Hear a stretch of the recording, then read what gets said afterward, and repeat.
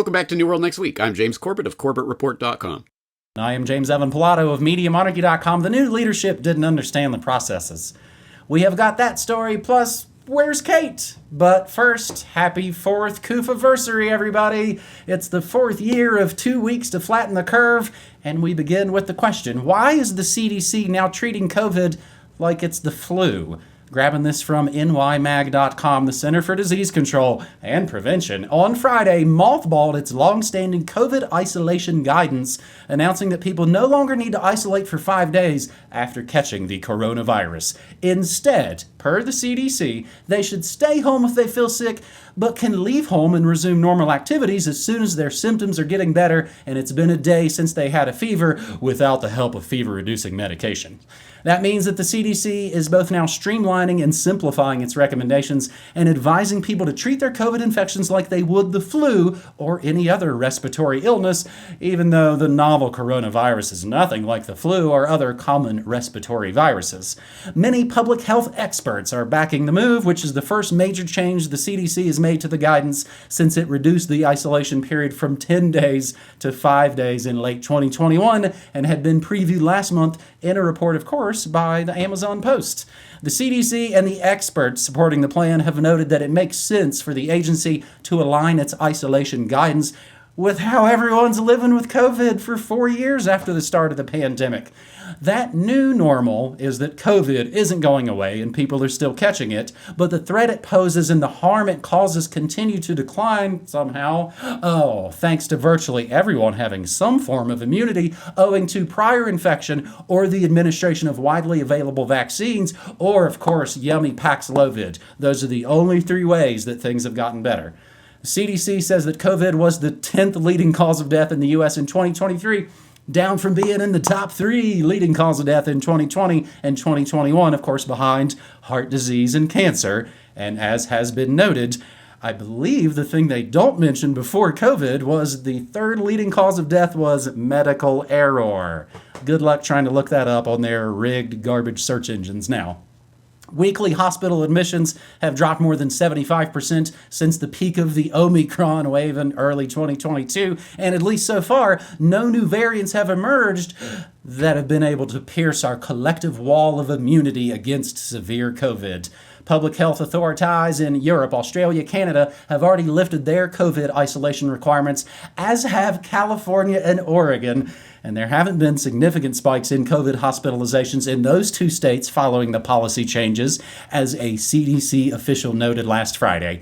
The version from CBS News, CDC shortens 5-day COVID isolation, updates guidance on masks and testing in new 2024 regulations. I'll even throw in some local news video. Local experts react after CDC drops 5-day isolation guidelines. As was said in the Media Monarchy chat, after destroying lives, forcing people to choose between body sovereignty, remember they all used to be into my body, my choice, or lose your job, shutting down the country, in some cases at least 2+ years, resulting in all kinds of mental health problems, suicide, a complete, I would say, ruined generation of children. And the CDC now says, oh, COVID's just like the flu. It's all cool. You're gonna kill us all is now just, oh, stay home if you feel bad and just come back to work when you feel better. It's cool. James, if we had a giant team of producers here on New World Next Week, I would now roll the package of clips of me saying for the last 4 years on this show, watch. They're going to act like, what? It wasn't that big a deal. Why are you still talking about it? Get over it, man. They got us. James, since the news broke, man, my phone is just ringing off the hook with all kinds of friends calling up to apologize to me. Sorry, man, you were right. How could I have been so gullible and arrogant and bloody damn stupid? James, I'm still a little mad about it. Yeah, I wonder why. So, speaking of magic words, I think the word you're looking for there... Oh, sorry, just hold on a second. Hello? Yeah? Oh, it's YouTube. Yeah? What? Oh, you want to give me back my channel and all the 600,000 subscribers that you took away because I was telling the truth about the scamdemic? Why don't you take your and shove it? Anyway, sorry about that. Yeah, my phone's been ringing off the hook too. crazy. Speaking of magic words, the magic word is iatrogenic or iatrogenesis. Look that up. It, as you say, third leading cause of death, medically induced errors. Yeah, exactly right. Okay, so if people want the kind of the overview of the 4-year coofiversary, 4 years ago this week, freedom was torched. Jeffrey Tucker has a good article up at the Brownstone Institute, and it goes through some of the interesting bits about the timeline and the weirdness about the timeline of when Trump came out and announced the 15 days to flatten the curve and all that nonsense. Speaking of which, our good old friends, well, Zero Hedge, via the Falun Gong Times, the Epoch Times, have this story up.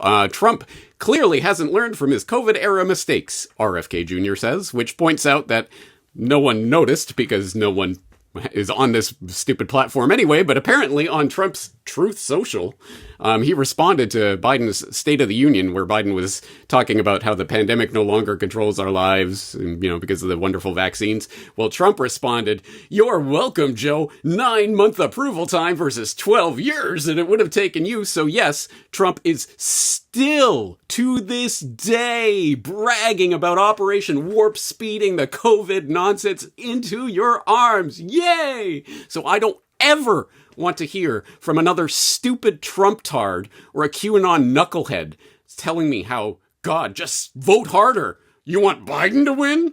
Man, wouldn't it be so great if Trump was in charge? Total nonsense. They turned our entire civilization upside down based on garbage.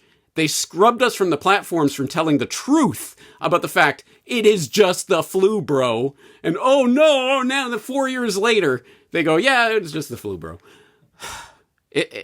There are no words. There are no words for this, or for the fact that, as you say, yeah, our phones are ringing off the hook, getting apologies from all the people who wanted to cut us out of their lives, because how dare you raise questions about this nonsense? Anyone who isn't upset about this probably isn't paying attention. But anyway, this is how it rolls. And at the very, very least, we have seen over the past few years who has their head screwed on straight and who doesn't.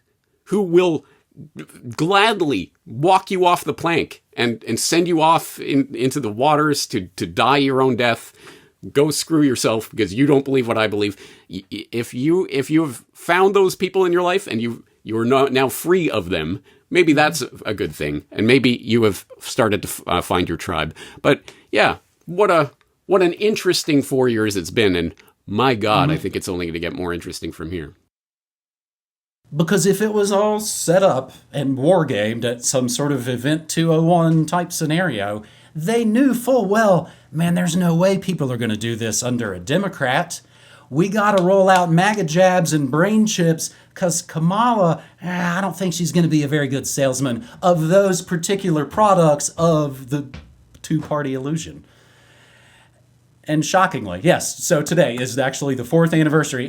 It was actually a Friday the 13th, James, when Trump announced the emergency order, which now, shockingly, allegedly, and we were working on this in the past couple of days, they've actually allegedly ended the emergency executive order of COVID, unlike the 9/11 emergency that we're still under. And of course, we've got the World Health Organization Scamdemic Treaty coming up in May. But until then, it's murder in the USA. Boeing whistleblower found dead days after testifying against aviation giant. Grabbing this one. James, I know we always make fun of the Daily Mail, but their reporting is... They cover things other outlets, I would expect, would cover things, never do. And maybe in some ways it's kind of like RT. They kind of cover conspiranoia kind of stuff because, of course, as we've known these last 20 years, conspiracy culture is super hot and popular and being sold back to people. I don't know, it's just like, hey, look at all these half-naked chicks down the side while you've got hardcore news down the body of the page. Sorry, quick asterisk. There is a browser extension that you can get that actually will block the Daily Mail sidebar, so you never have to see it. I just want to let people know about that. But, well, how would I know that Whoopi's all mad about one of the stories we're going to talk about in a minute? Boeing whistleblower found dead days after testifying against Boeing. A former Boeing staffer who once raised concerns about the company's production standards has been found dead in the U.S. John Barnett, 62, found dead in his truck in a hotel parking lot in South Carolina, his lawyer said Monday, 7 years after he retired following a 32-year career. The ex-quality manager at Boeing's North Charleston plant died from a self-inflicted wound, cops said in Charleston, adding that they are still investigating, which I hope is not a euphemism for we're covering it all up. Barnett's death came during a break in depositions in a whistleblower retaliation suit, where he alleged under-pressure workers were deliberately fitting substandard parts to aircraft on the assembly line, period. He said that in some cases, second-rate parts were literally removed from scrap bins before being fitted to planes that were being built to prevent delays. Can't piss off your shareholders and board members. You gotta deliver. A 2017 review by the FAA upheld some of his concerns, requiring Boeing to take action. He had just given a deposition to Boeing's lawyers for the case this past week, his attorney Brian Knowles said. The new leadership didn't understand the processes, Barnett told the corporate crime reporter in an interview in 2019 of how Brass allegedly cut corners to get their state-of-the-art 7878s out on time. And related, way back in 2022, another whistleblower who hasn't thankfully been suicided yet. Boeing whistleblowers journey from pre-crash warnings to going public in their wake.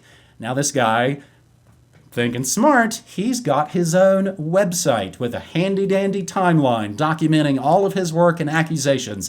EdPearson.com, former Boeing 737 Program Senior Managing Director, Foundation for Aviation Safety. Because remember, if you have whistleblower info, don't schlep around and be secretive with it. Go public, go big, go loud, make a giant stink so that if they do still whack you, it'll be an obvious requiem for the suicided.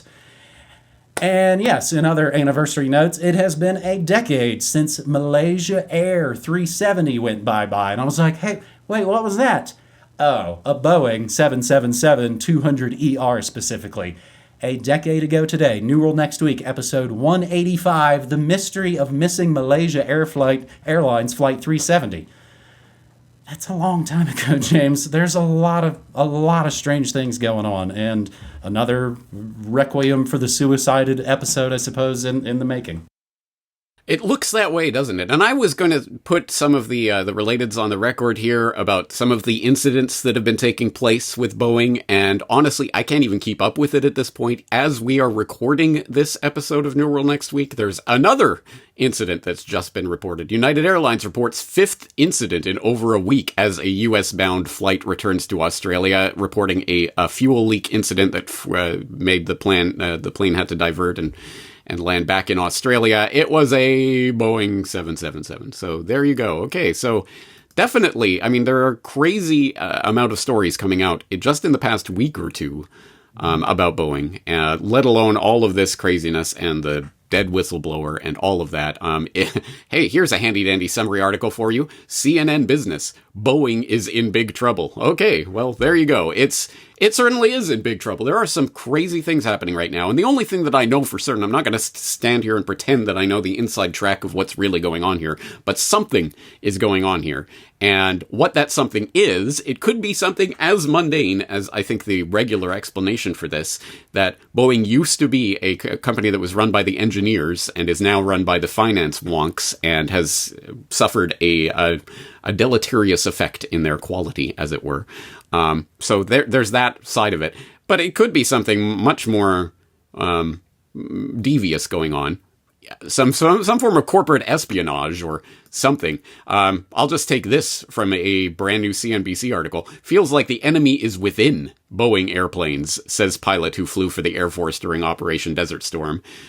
By which, I think, in context, he said, I was in the military and Boeing planes saved my tail many times in combat. The enemy was outside the airplane. Now it feels like the enemy is within. And I think he's just saying now it's just like poor quality workmanship. But maybe there is an enemy within Boeing. There's some sort of corporate something going on here. But again, who's got the inside baseball on what's going on in the inner rooms here? All I know is, yeah, it certainly would make you think twice about what particular form of airplane you're going to be taking on your international voyage, isn't it? And maybe that's part of the point. Anyway, I am betting this is not the last we're going to hear of this story, so we'll be keeping track of the developments. I always crack up because they always say, oh, thank you so much for choosing United or Delta or American. I was like, I had to be at a certain place by a certain time. I bought the thing I could fly. I don't like you at all. It just happens to be the thing I needed to take to get there in time.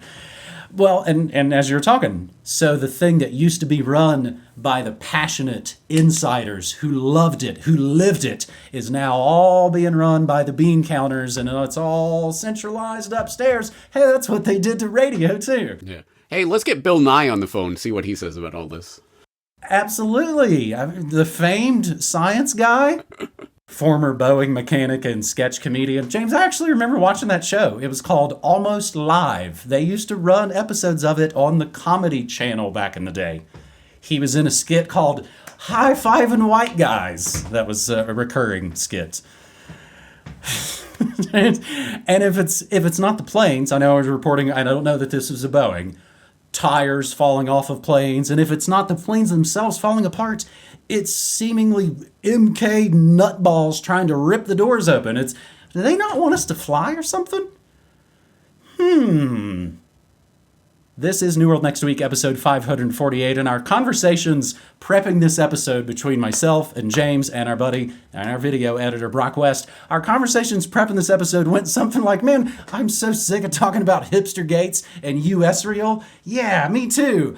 Are you watching this Kate-ish? This stuff is wild.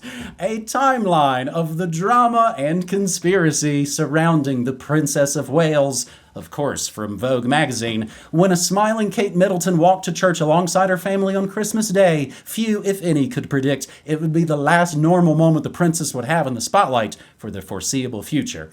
After announcing a planned abdominal surgery in mid-January, Middleton has suddenly become the subject of some of the wildest and most widespread conspiracies in recent memory, with internet users across multiple platforms speculating about her health and the true location of her whereabouts. While some were comical, others felt much more sinister. It all reached a fever pitch on March 11th when Kensington Palace released a manipulated photo of the Wales family for Mother's Day, which was then retracted by the Associated Press and all kinds of other wire services. I had never seen something quite like that. The princess later apologized for any confusion caused by the edits she made to the image. So it was her, she claims. She claims. So what exactly, the world wondered, was going on with the House of Windsor? There's still no conclusive answer, and the article then goes through the bullet by bullets of the dates of all the things that we know or don't know. But a couple of related links for this. Photo agencies refusing to publish portrait of Kate Middleton with her children over concerns it was manipulated. Again, James, seeing their internal kill notification was kind of cool for a media nerd. I had never seen that. Then they made things worse by putting out another spoof of life photo where you see the back of her alleged head in a car with bald Bill behind tinted windows. Princess of Wales seen after saying she edited Mother's Day picture. That's from the BBC. So, James, this has been weeks, months of speculation. And again, not the most important of speculation to our lives.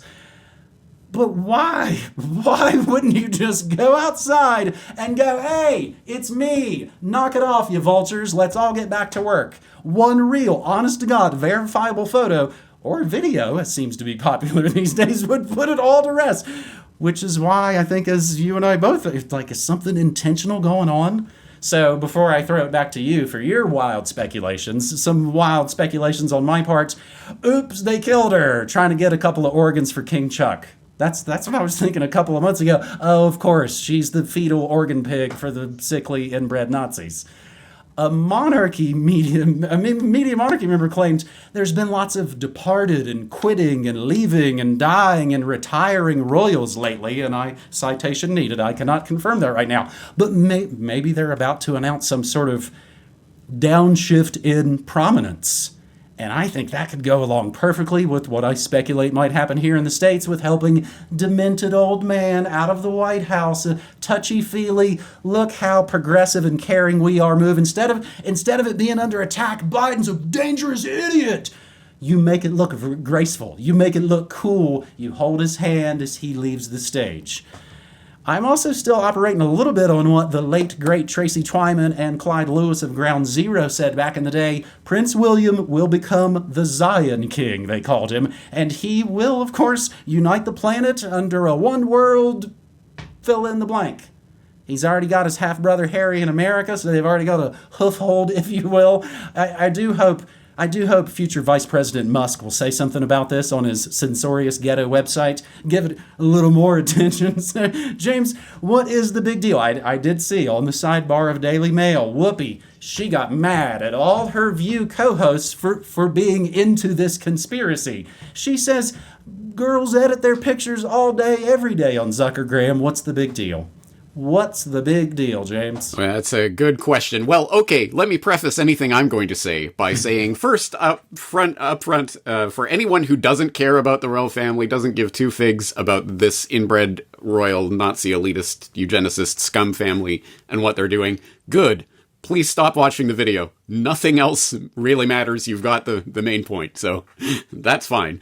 Anyway, this story is just wild, and it gets weirder and weirder the more you look into it. I didn't care at all about it, but then I just kept seeing more and more of this craziness unfolding.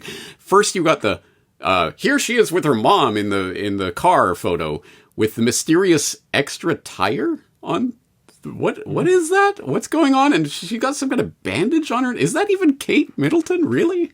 Like, it's just a bizarre photo to release. And then this admitted mess of a Mother's Day photo so crazy that, as you say, AP had to issue a kill notice to prevent outlets from running it. Okay, well, that's crazy. And then it's not just like a little bit of touching up. It's not just like, oh, she's, the future Queen of England is sitting there with her iPhone, like doing some like edits on her phone or something. No, like when you increase the brightness levels on the photo, you can literally see the line where they literally photoshopped her face in. Like you can see it. It's crazy. And not to mention the AI weirdness of every single one of the children having weird, like, contortions in their fingers. It's just a bizarre, uncanny valley photo any way you look at it. It's actually a photo from last November, according to some TikToker who's gone into like what everyone was wearing and showing that everyone was wearing the same stuff on this day in November, except they've like colored the shirts and things different colors. It's crazy. It's bizarre. And now, as you say, hey, here she totally is proof of life, guys. You see the back of her head through a tinted window, which, by the way, it just so happens that you can perfectly overlay an image that was taken several months ago on that exact image, and it's exactly lines up. Like, wow, what are the odds of that? So what on earth is going on? Yeah, feel free to speculate away. So she's stepping away from royal duties, as some outlets are announcing. Or, no, William is having an affair with Rose Hanbury, and so they're getting divorced, and so this is going to lead to that. Or, no. William found out that Kate was having an affair with Thomas Kingston and killed him, shot him in the head, because, he died of a horrific, traumatic head injury of some sort, weirdly, in the past week or so when all of this was going on. And there's all sorts of speculation around that. Even Colbert and Stewart's bastard love child, John Oliver, is now in on the act. She's been dead for 18 months, unless we see proof otherwise, he jokes. Jokes? I don't know. So, yeah, feel free to speculate away. Again, what do I know? I don't know. But there is clearly some level of psyop here. I mean, this isn't just like, oops, a kind of PR bungle. This is now deliberate at this point, right? You don't let it drag on for months and then put out this garbage nonsense unless they are trying to draw people into the spectacle. And why are they trying to draw people into this spectacle? Again, speculate away. I don't think this is probably the reason, but one of the effects of what's going on right now is inoculating people further against the inevitable release of whatever Epstein blackmail photo or whatever comes out. Oh, it was one of those edited deep fake photos, guys. You've seen it before. I mean, even Princess Kate was doing it with her Mother's Day photo, right? And one could imagine Prince Andrew sitting there going, yeah, royals get edited into photos all the time. That wasn't me with Jufrey there and Maxwell in the background. That was an edited photo, guys. So I don't know, the deep fake selection process that I talked about as my trend of 2024. Maybe it's coming true again. I sent you guys, I think one of the last things I sent you and Brock was one from Seinfeld where they've photoshopped in Kate to the beach scene that George was trying to get. Yeah. You fought in the meme wars? That is New World Next Week, episode 548. James, I almost interrupted you to be like, wait, no, don't tell people to change the channel. Good grief. I've got things to shill and plug at the end of the episode. Actually, yeah, I've got something to say at the very end, so please do stick around, guys. Okay, now that you're back, stay for the rest of it. Because all the people who tuned out now don't know or see this brand new World Next Week sticker. This is the brand new logo. It is on newworldnextweek.com. James, I think it's pretty sweet. I do like it. It has grown on me a lot. And yes, probably in the future we'll have this on hats and shirts as well. But for starters, stickers are in the house, but they are not on the store yet. Remember, you can go create an account at newworldnextweek.com, and then you will get a couple emails a month maybe about new products and maybe some sales. In the meantime, this is the other thing I didn't want folks to miss. They may have heard something about this new documentary series on one of those streaming piles about Danny Casolaro. I got people tweeting me about it. Monarchy called it. I watched Netflix's limited hangout Octopus Murders and noticed in the credits the Duplass brothers were executive producers, and then remembered that Mark Duplass was on a TV show where one cast member falsely claimed to be at the WTC on 9/11 and another cast member's dad did 9/11. That would be The League and Stephen Ronasisi, who finally admitted, I lied about being at 9/11 for all these decades. And of course, Nick Kroll, son of Julius Kroll Associates. Don't know if I missed it, but they didn't even mention Robert Maxwell once, the guy who was all over the sale of Promise Software around the world, Ghislaine's dad, and who died the same year as Casolaro under similar sketchy circumstances. Seems odd. Or as Covert Action Magazine put it, Netflix series on the Octopus Murders continues cover-up of reporter's death and CIA crimes he threatened to expose. So I please implore you, don't watch that. Don't give them your money. Remember, Netflix was co-founded by Edward Bernays' great-nephew, Mark Bernays Randolph. So instead of funding scumbag mind controllers that hate you, I'll remind you to check out our radio play my wife and I produced a couple of years ago, Octopus Radio Play. It is a digital download at newworldnextweek.com for the paltry sum of $20. It's adapted actually from a theatrical play that was at our university back in West Virginia in the 90s. And so that's how we got the rights to the play. It's all paid for. When we heard about this new Netflix show, we immediately wrote to John, hey, have you heard about this new show? He heard nothing about it, which means they didn't bother reaching out to one of the foremost authorities on this story from the 90s, if that tells you something. Also, I'm pretty sure Netflix won't give you an extra half gigabyte of audio, video, PDFs from Monarchy and Corbett Research with your purchase of the Octopus Radio Play. James, that is my hard sell, and that is New World Next Week, episode 548. What special message do you have? Well, I want to put a little plug in for your Media Monarchy stream. And specifically, as we always say, hey, first exclusive listen to the audio of New World Next Week before it airs anywhere else, before the video goes out. You can hear it on the Media Monarchy stream right after the Morning Monarchy broadcast. Well, I would also like to put a plug in for that because you can hear my total, raw, unedited, profanity-laced expletives that I pepper into these New World Next Weeks in that raw audio. So there you go. That's another incentive for people to listen to the Media Monarchy stream. Absolutely. We will be back next week, but 2 weeks after that, we'll take a little break. That sounds right. Something like that. We'll figure it out. Yeah. I have a calendar on my website. MediaMonarchy.com/calendar. I'll keep that baby updated, and then people can check that, and then they won't speculate that the Illuminati killed us. We'll still get emails. I know. There it is, buddy. All right. Take care. Take care.